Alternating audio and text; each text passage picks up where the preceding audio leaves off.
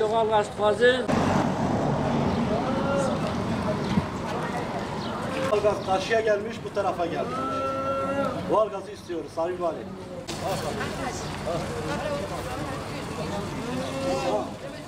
Ben 19 Mayıs mahalle ferdi olarak mahallemize doğalgaz getirilmesini istiyoruz. Bir sene boyunca yolları kazmışlar. Ne gelip bir onarma oluyor, ne bir çalışma var burada. Millet perişan burada. Sadece tek odayı ısıtabiliyoruz burada. Elektrikleri dışarıya vermişler. Yani saatleri dışarıya aldılar.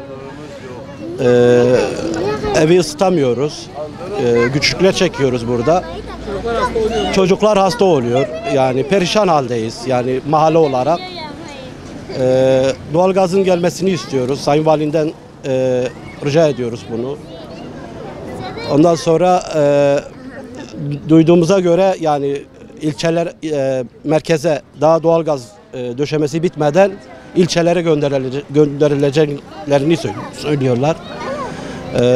Bunu istemiyoruz. İlk önce merkezi bitirsinler. Daha sonra ilçelere gitsinler. Yani ilçelere gitmesini biz istiyoruz da her yer doğalgaz olsun yani. Öncelik hakkımız yani 20 metrelik bir uzaklıkta diğer evlere getirilmemiş.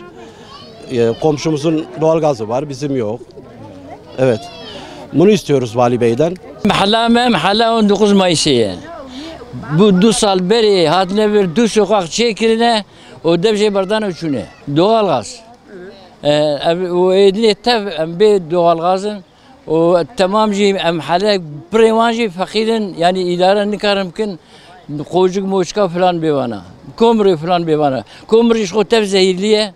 او جي gerek نينا كلها مشكلة أساس وأم تخازن كو حما زوب روج بري روج زود دوغال غاز مرة بي وتشيكه أم تخازن كو الزوكي عجلة بين تشيكن دوغال غاز بريا تشلا بريا كو نبز بستان دوغال غاز بي تشيكرين وملاش خرا مرفي عجبينهم بريكي هم جددن. Sayın Valimizde ricamız var. Bu bizim karşıdaki caddeye karşıya çekmişler doğalgazı. Bizim 19 Mayıs'ın sağ tarafında çekilmemiş. Biz arkadaşlar, komşular ve herkes diyor ki doğalgaz istiyor. Herkes mağdurdur diyor, doğalgazı istiyor. Ondan sonra kışın daha gelmeden önce bir ricamız var, olmasını dileriz. Zorluk çekiyoruz. Yani kışın geldiği zaman biraz havalar soğuktur. Çocuklarımız var.